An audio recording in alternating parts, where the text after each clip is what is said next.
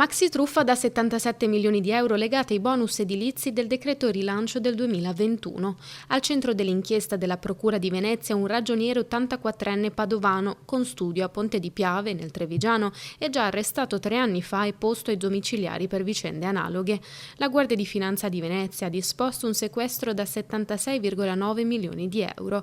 Secondo gli investigatori, il ragioniere avrebbe orchestrato un sistema basato sulla creazione e circolazione di falsi crediti d'imposta caricati nei cassetti fiscali di società e partite IVA, anche ignare, per poi cederli e monetizzarli attraverso banche e altre aziende. L'indagine, avviata nel 2021, è partita da una società del veneziano che, pur non avendo emesso fatture per lavori eseguiti, risultava titolare di ingenti crediti fiscali.